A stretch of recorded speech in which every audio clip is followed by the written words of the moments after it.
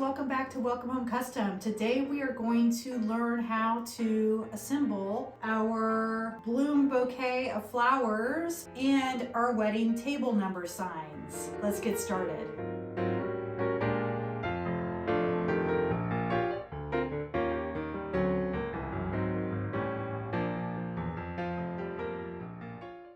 Okay, let's jump into the bloom files. So first and foremost, always check your instructions. I will include what the different colors are supposed to do, different materials that I used or I recommend using. You do not have to use the exact same materials I do. This is just if you wanted to match or do something similar to my photos, you could use these materials. I discuss slot size, and we can go into that in a little bit more detail. Always check your 1-inch box to make sure it's 1 by 1 inch. If it's 0.75 by 0.75 inches, there are ways to change that in your vector program, or just use the PDF or the Illustrator file, and those will not resize. I then go into detail on what to expect in the files. I show you the colors I use. I lay out different things like, for example, if we are doing the wedding number set, when we open up the florals, we can delete off these extra florals and just cut the one that's circled. And then same for the floral vase. We can cut out the wedding and we can just cut the florals. And then we've got the vase, which works for all of the floral vase files, and then all of the charms and the extra inscriptions if we wanted to engrave a message on the base. So let's go ahead and jump on over to one of the files, and we are going to just go into the SVG as an example. We have vase, wedding, floral, and charms. The floral is going to work for both the wedding and the vase, and the charms is for the vase, and the wedding is on its own. The vase is what is slotted, and we are going to use our material measurement tool located on the website. If you haven't used it before, basically what it does is it allows you to back into the correct slot size that you need to use for the project. Simply cut the tool out in the wood you plan on using to make the vase. You will slide the material into each slot, find your best fit, and then find the file in the file folder under vase. Keep in mind that these are the most requested slot sizes. I did not make every single one, but hopefully one of these 26 sizes will work for you. If we open one of these, it's pretty basic. You will see that we have this is the bottom base, the top base, and then you'll notice that this tab looks really long. The tab is going to be double the size of your slot. So our slot here is 0.225. Our tab is 0.45. That way it can go through both layers of your wood.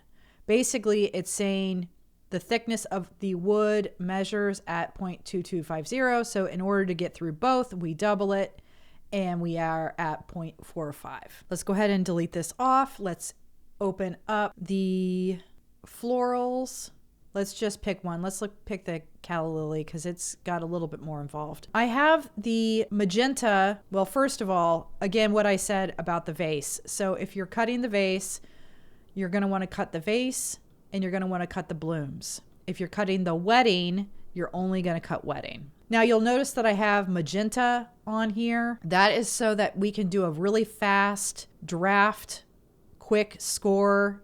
Do not engrave, it will error out. You want to do a fast line cut and low power, so you're marking the wood and not cutting it. We can speed it up super fast. It's simply just so that you know where to place your blooms. The black line, I would do more of a high definition or a slower score so that your lines are more detailed or just more prominent. And then you'll notice that we have these little guys right here. These are going to insert into the sections that are cut out so that you can use a different color. So for mine, I used maple for my lily because lilies are typically a white color. And then I used cherry for this part on the inside. So let's go ahead and delete this off. Let's look at the wedding. Again, it's slots, and I'm gonna melt your brain just a little bit. I used acrylic for this portion and for this portion. I used wood for this portion. And so I know many of you are like, well, then what kerf tool do I use? That's really confusing. Because we are going to be sliding the acrylic into our wood, we are going to use a wood tool. Okay, so you're going to cut the wood tool because we are assuming that the acrylic needs to fit into this cut spot. Right? So we're going to use our wood tool that we normally use, and we're going to slide our acrylic into the different spots. So you're mixing materials to figure out your slot size. Totally easy to do. Just trust me. The other thing to note is I have this in blue up here. This is simply so that if you need to, you can create a cardboard stencil. So we can cut this out of cardboard and then we can easily place our letters into our section right here. Now you could do the same thing also for these numbers. We could grab these numbers and we could place them here, and then we could cut this out with cardboard for our placement, just so that we make sure that everything is nicely placed. So that is your wedding table set. Actually, I should add, I also include a curve. So if you wanted to change this to say something other than table, you could type along the curve and do your own message or whatever you want to say. So that is the wedding table set. Let's go ahead and delete this off. Let's import our floral. No, we already did that. Our charms. So the charms, I have some things already written out for you. You can have sister, big sis, little sis, hearts, thanks, whatever you wish. Okay. And then this will sit on the base. So we could grab this and put it onto our floral base and line it up. And then I included this as an example in loving memory of. And then this is a line that you can use to type along the line to add your own name and date. So let's go ahead and jump on over to assembly. It's actually pretty easy. So we're just going to assemble one of the florals today. So we are going to do the roses. And as you can see, this is what it looks like if we were to do a single layer rose rather than the double layer. And I ended up doing my glue up kind of backwards, and I don't know why I did this. So I think I would flip it around and do the florals first and then the base, but that's not what I did. I did the base first. So let's just roll with it, and I'll show you how I would not recommend gluing this up. So I made my slot really tight, so I did not need to glue my base on, but you totally can if you feel you need to. You can add glue to your base to hold the two together. I am then going to add glue to the vase itself, and I am going to use a fast setting glue. I'm using Star Bond so that it pretty much will seal or glue in seconds. And you'll see that I'm spraying the glue. This is a really fast reacting agent, so it makes the glue setup within seconds. Awesome to work with, but you have to work really fast. There's no going back if you stick it on wrong. So just warning you. When adding the blooms, I recommend placing any of the blooms that are touching each other down onto the piece. So dry fit them, make sure you have them in the right place. And guess what? I'm going to get out my blue tape.